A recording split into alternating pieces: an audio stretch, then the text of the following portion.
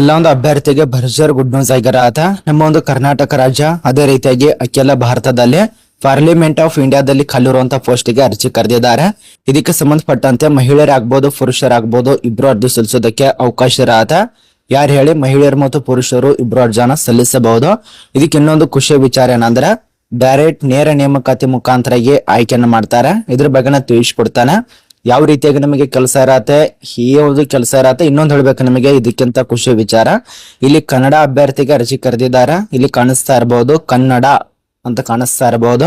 ಕೇಂದ್ರ ಸರ್ಕಾರ ನೇಮಕಾತಿ ಆಗಿದೆ ಹೊರತು ಕನ್ನಡ ಅಂದ್ರೆ ಕರ್ನಾಟಕದವರಿಗೆ ಆಯ್ಕೆ ಮಾಡ್ಕೋತಿದ್ದಾರೆ ಮತ್ತು ಕೊಂಕಣಿ ಅಭ್ಯರ್ಥಿಗಳಿಗೆ ಆಯ್ಕೆ ಮಾಡ್ಕೋತಿದ್ದಾರೆ. ತಮಿಳು ಭಾಷೆ ಇದ್ದಂತ ಅಭ್ಯರ್ಥಿಗಳಿಗೆ ಆಯ್ಕೆ ಮಾಡ್ಕೋತಿದ್ದಾರೆ.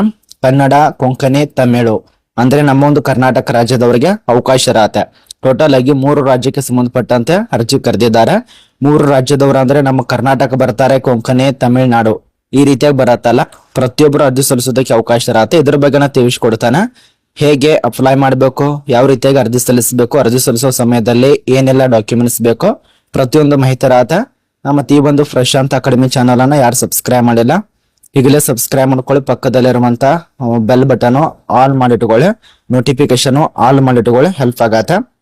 ಬನ್ನಿ ಸಾಂತ್ರ, ಈ ಒಂದು ಉಚ್ಚ ನ್ಯಾಯಾಲಯ ಅದೇ ರೀತಿಯಾಗಿ ಉಚ್ಚ ಸಚಿವಾಲಯದಲ್ಲಿ ಸಂಬಂಧಪಟ್ಟಂತೆ ಏಜ್ ಲಿಮಿಟ್ ನೋಡಿ ಅಭ್ಯರ್ಥಿಗಳಿಗೆ 18 ಅಥವಾ 22 ವರ್ಷದಿಂದ 70 ವರ್ಷ ತನಕ ಅವಕಾಶ ಇರತ್ತೆ. ಎಷ್ಟು ಹೇಳಿ, 22 ವರ್ಷದಿಂದ 70 ವರ್ಷ ತನಕ ಅವಕಾಶ ಕೊಟ್ಟಿದ್ದಾರೆ. ಇಲ್ಲಿ ಸಡಿಲಿಕೆ ಅಂತ ಯಾವುದೇ ರೀತಿಯಾಗಿ ಮೆನ್ಷನ್ ಮಾಡಿಲ್ಲ, ಆದ್ರೆ ಸಡಿಲಿಕೆ ಇರೋದಿಲ್ಲ ಈ ಒಂದು ಪಾರ್ಲಿಮೆಂಟ್ ಆಫ್ ಇಂಡಿಯಾಗೆ ಸಂಬಂಧಪಟ್ಟ. ನೋಡಿ ವೀಕ್ಷಕರ, ನಮ್ಮ ಒಂದು ಭಾರತದ ಸಂಸದದಲ್ಲಿ ಅರ್ಜಿ ಕರೆದಿದ್ದಾರೆ. ಮತ್ತೆ ಇಲ್ಲಿ ಕಲಿರುವಂತಹ ಪೋಸ್ಟ್ ಹೆಸರು ಸಲಹೆಗಾರ, ಅದೇ ರೀತಿಯಾಗಿ ವ್ಯಾಖ್ಯಾನಕಾರರು ಹುದ್ದೆಗೆ ಅರ್ಜಿ ಕರೆದಿದ್ದಾರೆ. ಮುಖ್ಯಾನಿಕಾರಲ್ಲ, ವ್ಯಾಖ್ಯಾನಕಾರರು, ಅದೇ ರೀತಿಯಾಗಿ ಸಲಹೆಕಾರರು ಇದಕ್ಕೆ ಸಂಬಂಧಪಟ್ಟಂತೆ ಅಪ್ಲೈ ಮಾಡಬೇಕು. ಮತ್ತು ಈ ಒಂದು ನೋಟಿಫಿಕೇಶನ್ ರಿಲೀಸ್ ಮಾಡಿದಂತ ದಿನಾಂಕ ಇವತ್ತು ರಿಲೀಸ್ ಮಾಡಿದ್ದಾರೆ. 30/4/2025 ನೋಟಿಸ್ ಆಗಿರತ್ತೆ.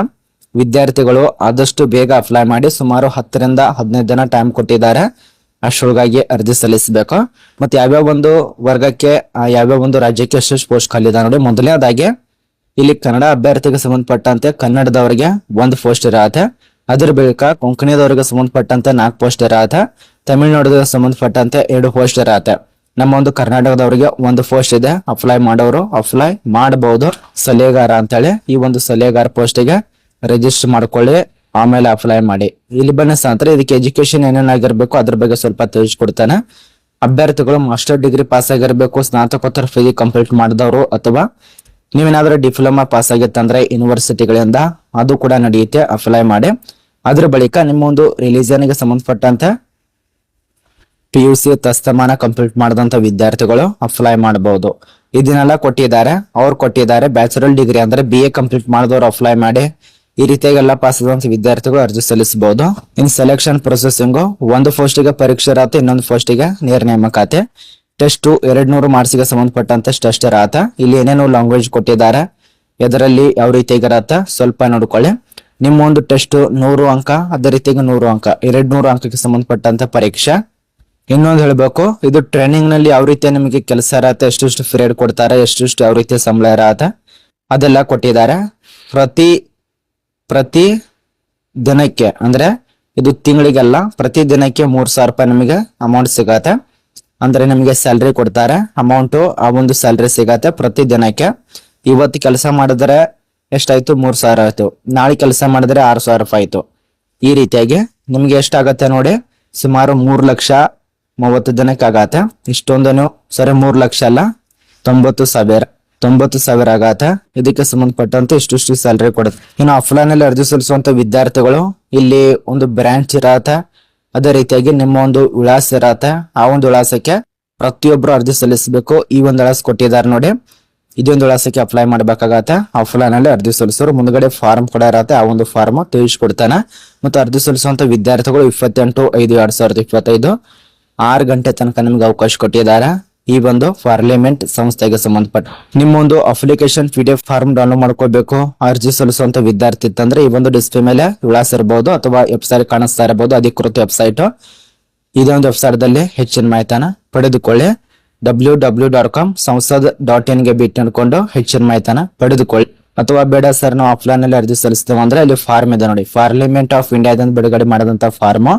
ಇಲ್ಲಿ ರೂಲ್ ನಂಬರ್ ನ ಹಾಕ್ಬೇಕಾಗತ್ತೆ. ಇಲ್ಲಿ ಮೊದಲಿಗೆ ಕೇಳಿದಂತ ಪ್ರಶ್ನೆ ಅಂದ್ರೆ ತುಂಬಾ ಜನ ಸರ್ ಇಲ್ಲಿ ಫೋಟೋ ಕಾಪಿ ಅಟ್ಯಾಚ್ ಮಾಡ್ಬೇಕಾ ಬೇಡ ಅಂತ ಕೇಳ್ತಾ ಇರ್ತಾರೆ. ಅಪ್ಲಿಕೇಶನ್ ಫಾರ್ಮೆಟ್ ನಲ್ಲಿ ಎಲ್ಲಾ ಕೇಳಿರ್ತಾರೆ. ಒಟ್ಟ ಒಂದು ವಸ್ತು ಕೂಡ ಬಿಡುದಿಲ್ಲ ಅವರು, ಒಂದು ಪ್ರಶ್ನೆ ಕೂಡ ಎಲ್ಲಾ ಪ್ರಶ್ನೆ ಕೇಳಿರ್ತಾರೆ. ಎಲ್ಲೆಲ್ಲಿ ನಮಗೆ ಬೆಲೆ ಆಗಿದೆ, ಅದ ನಂತರ ಎಲ್ಲೆಲ್ಲಿ ನಮಗೆ ಏನೇನು ಸಮಸ್ಯೆ ಇದೆ, ಯಾವ ರೀತಿ ಬಿದ್ದಿದ್ದೀರಾ ಅಥವಾ ಏನಾದ್ರೂ ಸೆರೆ ಕುಡಿತಿದ್ದೀರಾ, ಅದ್ರ ಬಗ್ಗೆ ಎಲ್ಲಾ ಕ್ವಶನ್ ಕೇಳ್ತಾರೆ ಅವರು. ಅದನ್ನೆಲ್ಲ ಸರಿಯಾಗಿ ಬರಬೇಕು. ಫಸ್ಟ್ ನೇಮು, ಮಿಡಲ್ ನೇಮು, ಇಲ್ಲಿ ನೀವು ಫಸ್ಟ್ ನೇಮ್ ಇಟ್ರಲ್ಲಿ ತುಂಬಬೇಕಾಗತ್ತೆ, ಮಿಡಲ್ ನೇಮು ಇಷ್ಟರಲ್ಲಿ ತುಂಬಬೇಕಾಗತ್ತೆ, ಸರ್ನೇಮ್ ಏನಿದೆಲ್ಲ ಇದೆಲ್ಲ ಪೂರ್ತಿಯಲ್ಲಿ ತುಂಬಬೇಕಾಗತ್ತೆ. ಸಿಗ್ನೇಚರ್ ಕೂಡ ನಿಮ್ದೇ ಒಂದು ಸಿಗ್ನೇಚರ್ ಈ ರೀತಿಯಾಗಿ ಏನಿದೆಯಲ್ಲ ಅದನ್ನ ಮಾಡ್ಕೊಳ್ಳಿ. ಅದ್ರ ಬಳಿಕ ನಿಮ್ಮ ಒಂದು ತಂದೆ ಹೆಸರು ಅದನ್ನ ಯಾವ ರೀತಿಯಾಗಿ ಕೊಟ್ಟಿದ್ದಾರಲ್ಲ ಅದೇ ರೀತಿಯಾಗಿ ಲೆಟರ್ ದಲ್ಲಿ ತುಂಬಬೇಕು. ಕ್ಯಾಪಿಟಲ್ ಲೆಟರ್ ದಲ್ಲಿ ಎಲ್ಲರೂ ಈ ಒಂದು ಸ್ಪೆಲ್ಲಿಂಗ್ ಅನ್ನ ಕರೆಕ್ಟ್ ಆಗಿ ತುಂಬಿ.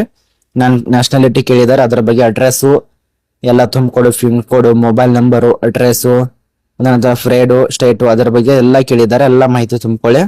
ಆಯ್ಕೆ ಪ್ರಕಾರದಲ್ಲಿ ಇಲ್ಲಿ ಭಾಷಣ ಪರೀಕ್ಷೆ ಇರತ್ತೆ, ಯಾವ ರೀತಿಯಾಗಿ ಭಾಷಣ ಮಾಡ್ತಾರೆ ಅದ್ರ ಬಗ್ಗೆ ಪರೀಕ್ಷೆ, ಏಕಕಾಲಿಕ ವ್ಯಾಖ್ಯಾನ ಪರೀಕ್ಷೆ ಇರತ್ತೆ, ಸಂದರ್ಶನ ಇಟ್ಟಿದ್ದಾರೆ. ಅಷ್ಟಾದರೆ ಮುಗಿಯಿತು, ನಮಗೆ ಕೆಲಸಕ್ಕೆ ಆಯ್ಕೆ ಆಗ್ತಾರೆ.